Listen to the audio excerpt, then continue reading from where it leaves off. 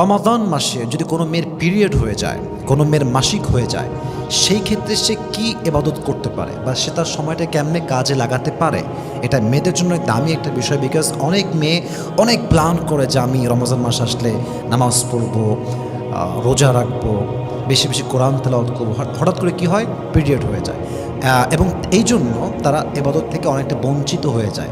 তো তারা এই অবস্থায় কি ইবাদত করতে পারে, আমি কিছুটা টিপস ইসলাম থেকে, কোরআন থেকে, হাদিস থেকে দেওয়ার ট্রাই করবো। রাজি আছেন তো ইনশাআল্লাহ?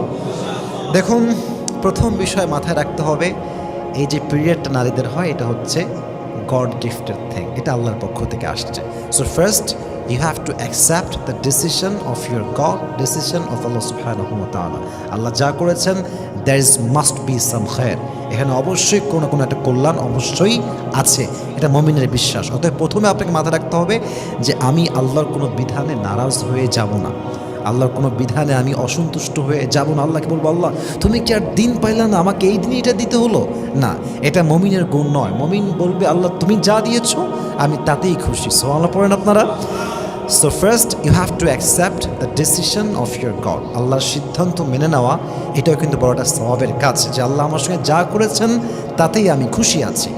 আচ্ছা, এখন ইবাদত কি করতে পারেন, সেক্ষেত্রে কিছুটা গভীর কথা আপনাকে বুঝতে হবে। সেটা হচ্ছে, দেখেন আপনি এখন একটি মাজুর হালাতে আছেন, আপনি অপারগ, আপনি চাইলেও নামাজ পড়তে পারবেন না, আপনি চাইলেও কোরআন তেলাওয়াত প্রপারলি করতে পারবেন না।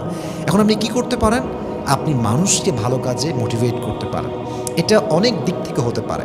যেমন একজন মেয়ে, তার কাজিন আছে, তার চাচাতো বোন আছে, মামাতো বোন আছে, সে যদি তাকে নিয়ে বসে কিছু হাদিস শিক্ষা দেয়, কিছু ইসলামের শিক্ষা দেয়, ভালো কাজে তাকে লিড করে, গাইড করে, আর সে যদি ভালো কাজটা তার কথা অনুযায়ী করতে পারে, আল্লাহর হাবিব বলেছেন যে ভালো কাজের আদেশ দেয় আর যে ভালো কাজ করে, তার আদেশ শুনে যে এই ভালো কাজটা করলো, সে যে সওয়াবটা পাবে, যে তাকে আদেশ দিয়েছিল এই কাজটা করার জন্য, ওই বান্দাও সেই সেম সওয়াবটাই পাবে। সুবহানাল্লাহ পড়েন। এই জন্য আপনি যদি পিরিয়ড অবস্থায় থাকেন, আপনি দাওয়াতের কাজ করেন, এটা ফেসবুকে হতে পারে, এটা অফলাইনে হতে পারে, এটা সোশ্যাল মিডিয়া হতে পারে, যে কোনো প্ল্যাটফর্মে ভালো কাজ করার ট্রাই করেন দাওয়াতের মাধ্যমে, 1 নাম্বার। 2 নাম্বার, আপনি বেশি বেশি জিকির আজকার পাঠ করেন, সুবহানাল্লাহ, আলহামদুলিল্লাহ, লা ইলাহা ইল্লাল্লাহ, আল্লাহু আকবার। এটা হচ্ছে আফদলুল যিকর, আলা বিযিকরিল্লাহি তাতমাইন্নুল কুলুব। জিকিরই হচ্ছে পৃথিবীতে এমন শ্রেষ্ঠ একটি ইবাদত, যেটা বান্দার হৃদয়টাকে প্রশান্ত করে দেয়, একদম শান্ত করে দেয়। এই জন্য ট্রাই করবেন বেশি বেশি জিকির করবার জন্য, এখানে কোনো রকম কোনো সমস্যা নেই।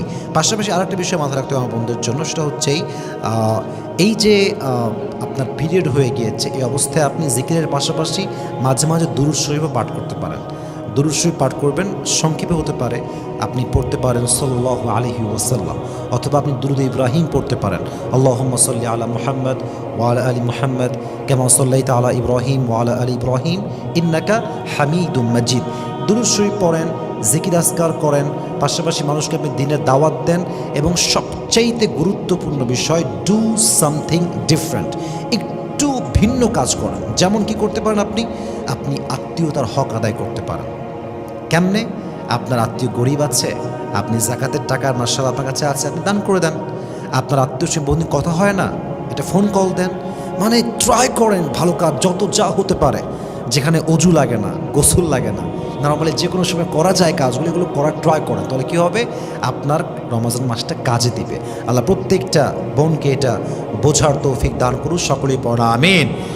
অ্যান্ড মোস্ট অফ অল সবচেয়ে গুরুত্বপূর্ণ বিষয়টা হচ্ছেই, যখন কোনো মেয়ের মন খারাপ হয় যে কেন এটা হয়ে গেল, কেন আমার পিরিয়ডটা এখন আসলো, এই যে মনের একটা কষ্ট, ফিলিংস, এটাও তার জন্য সওয়াবের কারণ হচ্ছে কি, বান্দা যখন কোনো ইবাদত করতে না পেরে কষ্ট পায় যে কেন করতে পারলাম না, কেন জিকিরটা করতে পারলাম না, কেন আমি নামাজটা পড়তে পারলাম না, কেন তাহাজ্জুদ পড়তে পারলাম না, এই আফসোসটা, তার যে এই যে রিগ্রেটটা, তার যে কষ্ট ভেতরে, এই কষ্টের দ্বারা সে ইবাদত করলে যে সওয়াব পেত আগে, আল্লাহ সেই সেম সওয়াবটা তার কষ্টের জন্য, তার ফিলিংসের জন্য তার আমলনামায় লিখে দেবে। সুবহানাল্লাহ পড়া।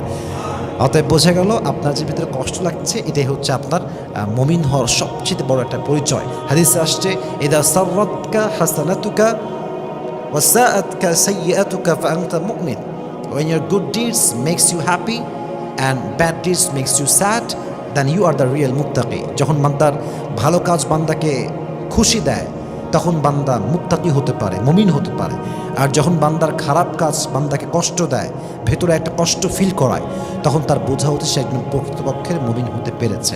আল্লাহ আমাদের সবাইকে রমজান মাসে ভালো ভালো আমল করার তৌফিক দান করুন, সকলে পড়না আমিন।